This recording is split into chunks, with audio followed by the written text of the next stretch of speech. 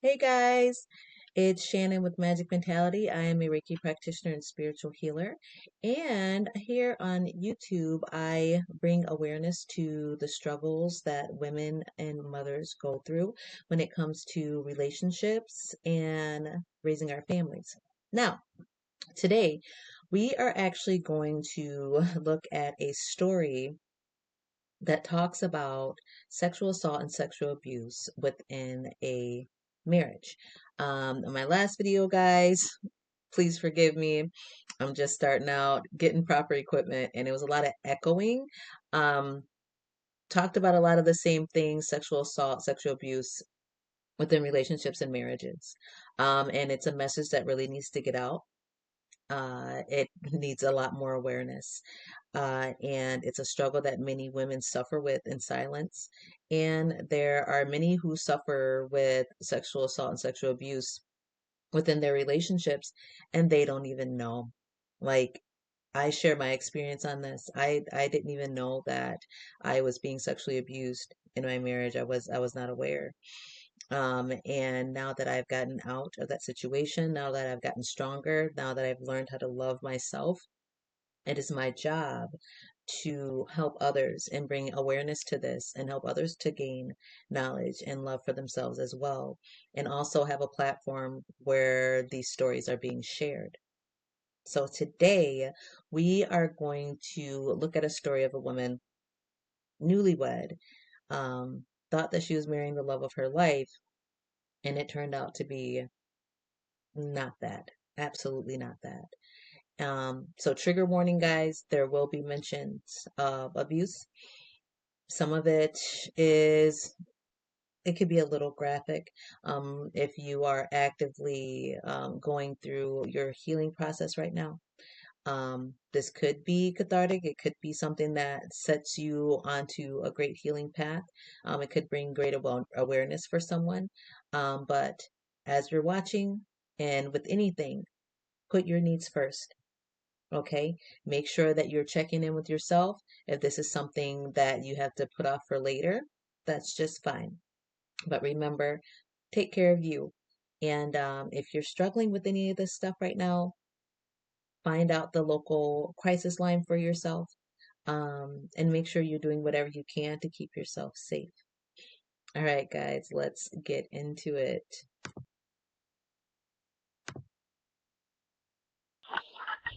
911, where's your emergency? Okay, what's the address? Everything's okay, sorry. The call is attempted by Kelly Sutliff, married just 11 months ago to the love of her life, Chris Mackey. But tonight, Kelly is about to realize she has made the worst decision of her life by marrying whom she did, and that now she is trapped in a house of horrors. Chris has been raping me and raping me. I had no idea that things would get 10 times worse. What's that? Just the emergency. Oh my. Over here, you can see something. Okay, so now it's set up, and I forgot to introduce the creators of this. They're called The Red Door. They do a lot of different crime stories and a lot of different crime narration. They're really, really good. And I'm really happy that they gave this woman a platform to share her story. They will never ever forget. This lady's throat is cut. What kind of animal does this to a person?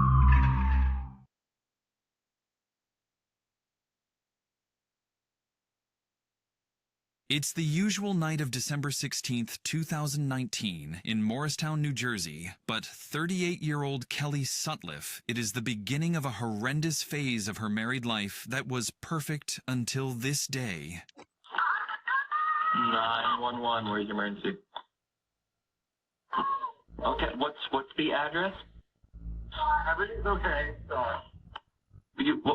This worrying 911 call prompts the dispatchers to gather more information, but soon another call comes in. We need an ambulance and cops. My neighbor across the street just came banging on my door. Is she hurt? She's hurt very bad. Cops immediately rush to the residence, but things seem to have already gotten out of hand when they see a grisly crime scene. I was the first at the front door. So I saw a big window in front, and I see this naked guy walking inside, going downstairs. And then he disappeared.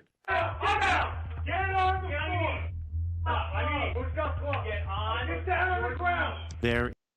So obviously, these cops go in and get started with their job right away. And right away, they see some crazy dude, no clothes.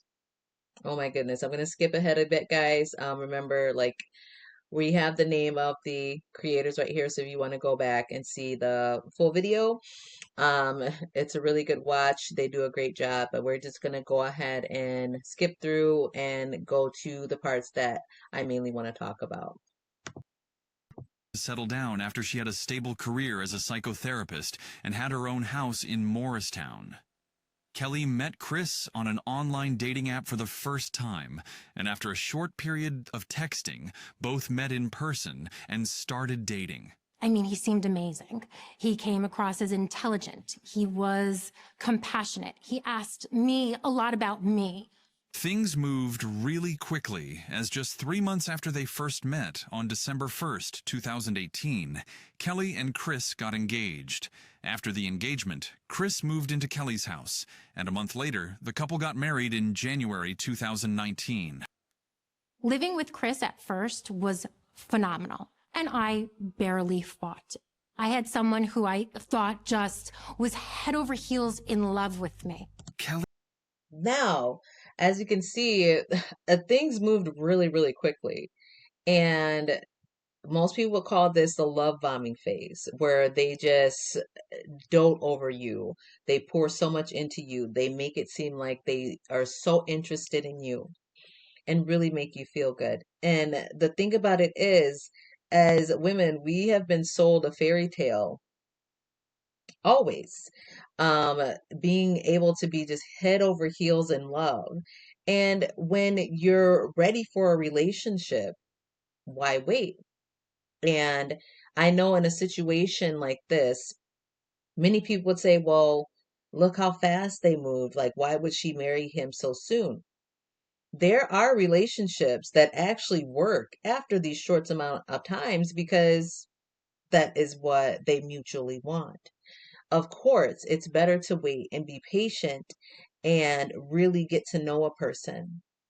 But the thing is, in my situation and in plenty of situations, there are times we know the person and are very familiar with the person that we marry. I grew up with my husband and well, my ex-husband, and I dealt with 16 years of abuse. So really, timelines of dating, especially when it's somebody that you don't know, yeah, we would want to put more time into that, but that isn't always the case. And there are plenty of successful relationships that happen over within a short amount of time. So we want to just be aware in this situation, like, don't blame the victim. Because when it boils down to it, even if they knew each other 2 days and got married, nobody deserves to be abused. Kelly is living a dream until one day she starts to notice abnormalities on her skin in various parts of her body. Kelly has taken a trip to Croatia before she met Chris, where she felt sick with an infection that healed later. Kelly thought it was a reaction to the same problem, only this time it didn't stop and kept getting worse each day. I was getting some rashes, headaches. The hives got 10 times worse. I was tired all of the time. Despite taking all the measures, doctors still could not figure out what it was or how it could be cured. During this time, only Chris took care of Kelly and catered to all her needs. He would get me what I wanted to eat. I never got my own water. Chris always got me a water. You know, he would constantly tell me, I'm going to have you at your best one day, so I love you even at your worst. Even though Chris seemed to understand Kelly's situation, Kelly says that not everything was going well and that their relationship began to take a turn. Our life in the beginning was good. Now, I was sick, so I wouldn't say our sex life was great. It was good for me being as sick as I was. but then he wanted more and more and more, even if I wasn't feeling good. He also started to push boundaries. Relationship, I was very upfront and honest with Chris and told him that's not something that I'm open to doing. And he was okay with it. After we got married, that became something that was important to him. And he would say to me, well, if you really loved me, you would do this for me. So then I did it.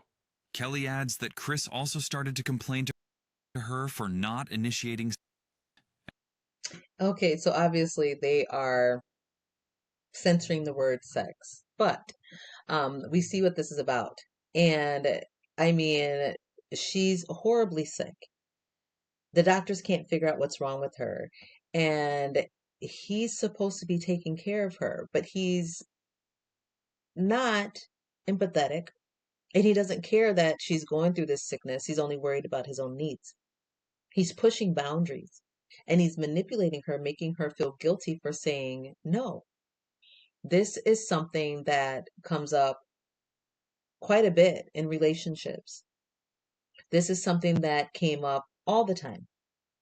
And in my relationship, this is the exact manipulation that would go on. They keep pushing and keep pushing and keep pushing until you finally give in and say yes. If they find a way to get that yes, then it's not sexual assault. Then everything's okay. Then you agreed to it. But really, this is coercion. She was coerced, and that's not okay. Then he starts to yell at her for not initiating. She's not initiating because she doesn't want it. She's not initiating because she doesn't want to do it. But then when she does initiate, he turns her down. This is also something that came up in my relationship. It's how they manipulate and keep control over this sexual activity between the two. So they'll guilt trip you. They'll push boundaries. They'll take up all your personal space. They'll make it seem like you are obligated to them to do as whatever they desire to gratify them. And so then when they get that control and say, well, you don't even initiate, like you don't even love me. Then when you give in to that, then they turn you down and reject you to make you feel bad about yourself.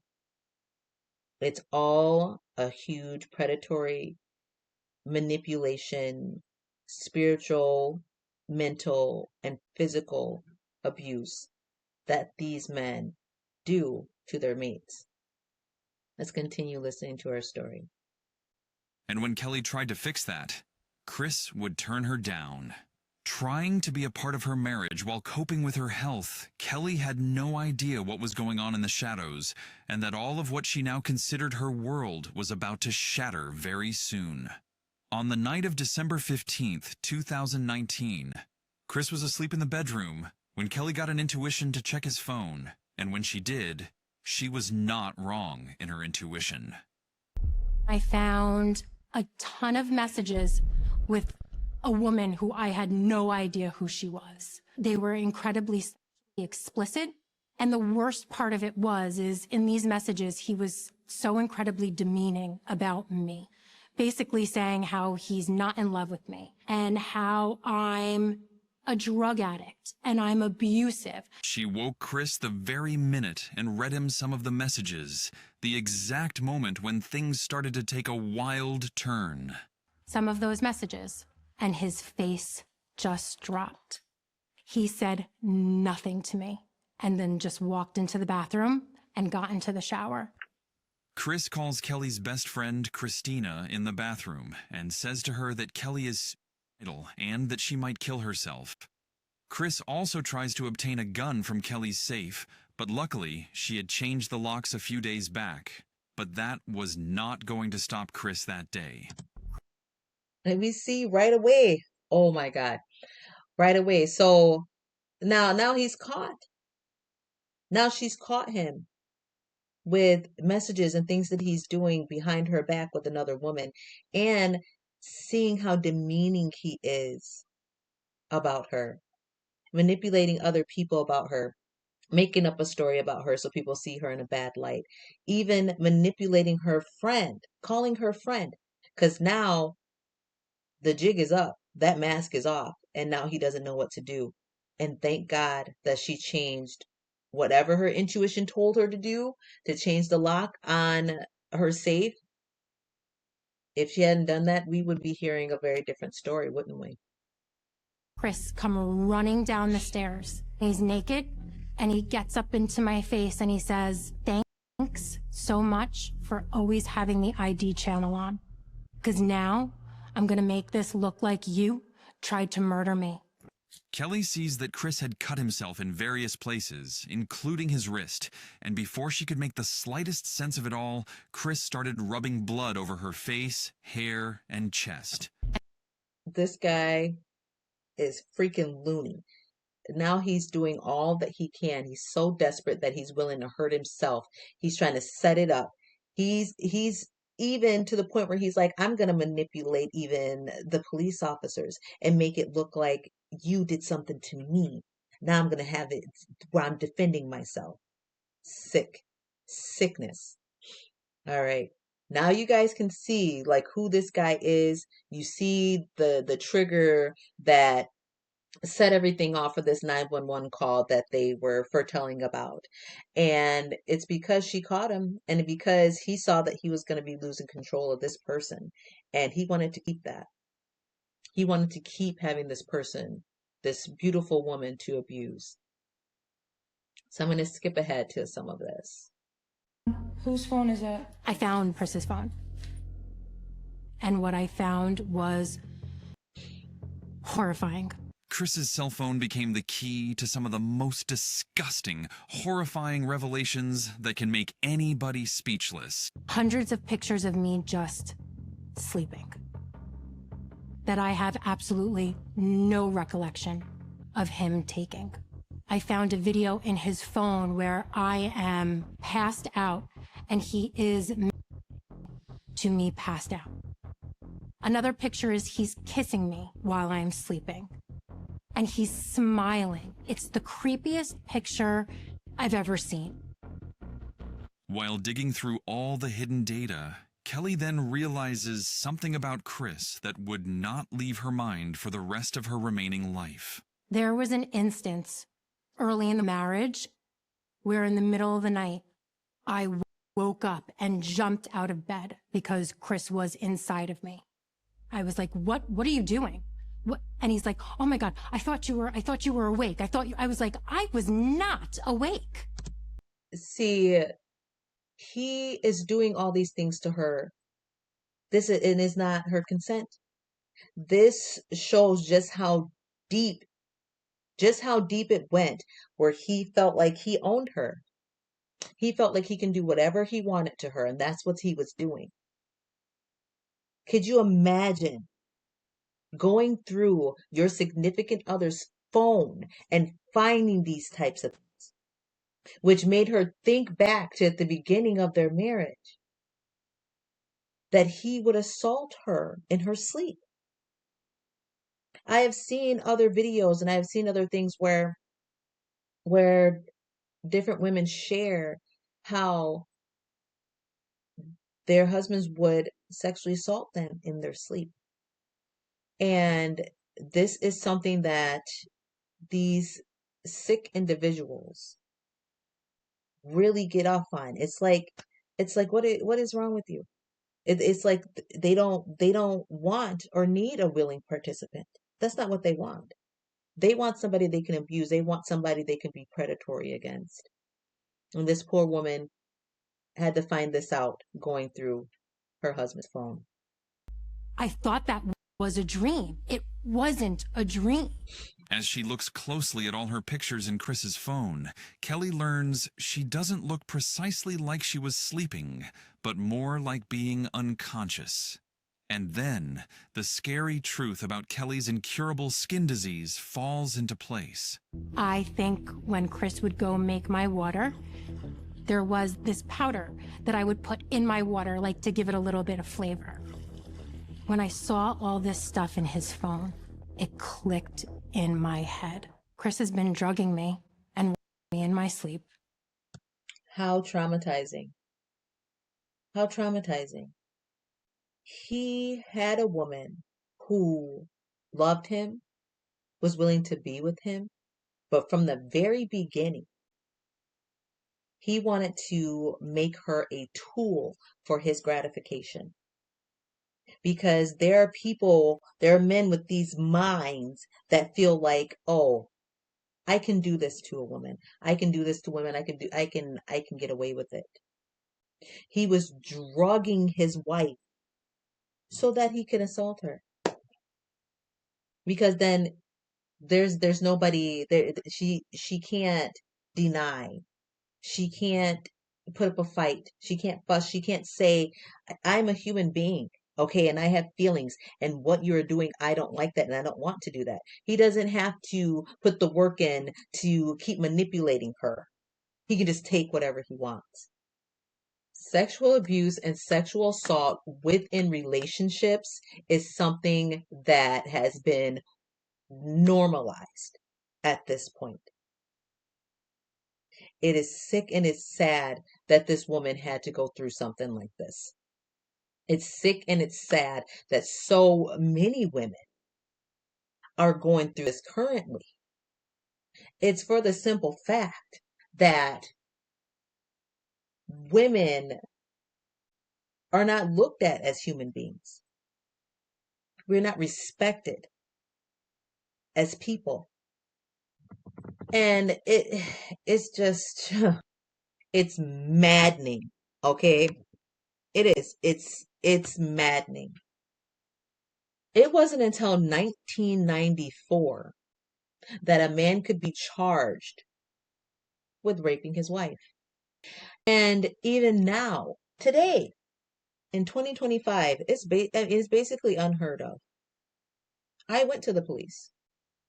And yes, of course, they can't take my word for it. But the insidious thing about reporting your significant other, your spouse, for sexual assault is that, yes, they have to get both sides of each story. So the cop was like, well, we can interview him.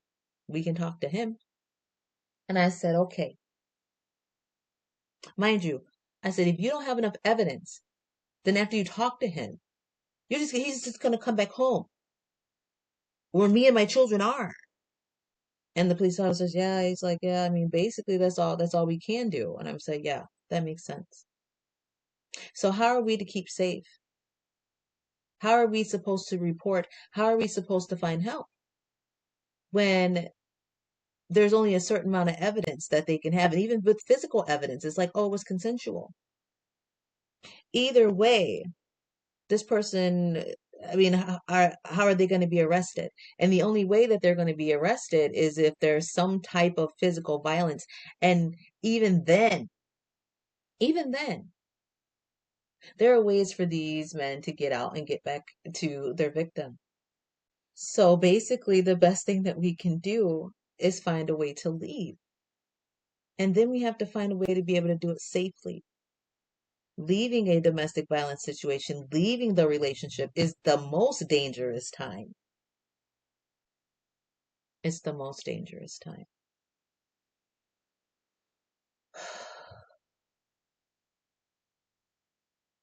When I sit here and I share my story, and I look at other women's stories and I'm seeing this, it's it's so many. It's so many women able to say how they were abused, how it was looked over, and how the perpetrator, their abuser was able to get out of jail. Well, when I was reaching out for help, there's the young police officer I was on the phone with. He was just like, he's like, call the domestic violence shelter as soon as you hang up with me. That way you can keep yourself safe. They'll help you know where to go. And mind you, whenever I had to come back to the house or get anything, or I would have to make sure that he wasn't home. And when I asked for police escorts, I waited almost 2 hours before any help came. There are so many things in place where these men can continue to reoffend and get to their victims and finish the job. And this woman's story is a perfect example. So after this, if you want to go and watch the full video, her full story, just let you know, a little bit of spoiler alert, because I just want to bring attention to how the system actually benefits the aggressor. While investigating the matter, officers went through Chris's stuff, and what it revealed is disturbing beyond imagination. A medication that is used for breast cancer. Tamoxifen and Mammoth, typically used to treat people with breast cancer, lay in Chris's closet, and they caused the exact symptoms Kelly had been experiencing in her sickness. The medicines, if taken a bit too long, could also have made Kelly's legs worthless. But the prosecutors still think the evidence is insufficient to convict Chris. I was really upset. He was drugging her to the point where he was trying to cripple this woman. And they didn't have a warrant for his phone, so they couldn't keep his phone after arresting him. In this particular place, he was able to get out the next day after they arrested him in this case because of a law that is particularly one of the laws there, and this happened in New Jersey. But it wasn't even efficient enough after she reported him, seeing that he was drugging her. And over time, that would have crippled her. Sick. Some secrets she would uncover from this step. The private investigator digs into Chris and learns that Chris has been married previously, not once, twice, but 3 times. I would love to speak with them. Let them know that I am not interested in dragging them into any of this mess. I simply need to know what they went through with Chris. Well, it's sad. We shouldn't have to, we have to start having private investigators when dating people. It's ridiculous. Honestly, it is. I pray that right now, today, things are going to happen where we can actually have trust with each other, that we can actually have genuine, true love amongst ourselves, between men and women, that beautiful, kind-hearted, awesome people will find each other and be able to grow together. Because this is ridiculous. Absolutely ridiculous. A first-time offender on charges of domestic violence, which is not seen as an offense that goes to trial. Hence, Chris is offered plea deals several times, but he refuses to take any of them. In October 2022, the trial was set to begin, but just days before, Chris accepted a plea deal, effectively terminating the trial process. The sentencing breaks Kelly when Chris gets a maximum of 3 years probation. I had to run all my charges through the Morris County Prosecutor's Office, and it was their determination not to put him into jail. It's so frustrating. I feel bad that she doesn't really get closure. You know, she feels victimized all over again by the justice system. Ain't that the truth? Please, guys, go into the comments. Go into the comments. How many women have been re-victimized by the justice system for not being able to gain justice, for not being able to gain protection? Because it was his first offense and he had never been arrested before. That's how light they went on somebody that did this to this woman. It's sad. But the more we talk about it, and the more we bring awareness to this, and the more we decide that we're not going to stay silent and stand by and continue to be abused and humiliated and manipulated and brutalized, these laws will change. Something's got to give. I'm sick and tired of it being normal to hear about brutality against women and children. This is not love. This is not how we love ourselves. This is not how we level up in any way, especially spiritually. Something's got to give. This evilness that is done towards women is wrong. And I'm going to keep speaking up about it until we start seeing some real changes. Women should not have to go through this and have to be blamed as victims, saying that they should have chose better or you should have got to know him more. I don't care, because when I hear that, I think of my own story, and I grew up with a man that I married, and I still had to go through horrific sexual abuse in my own marriage.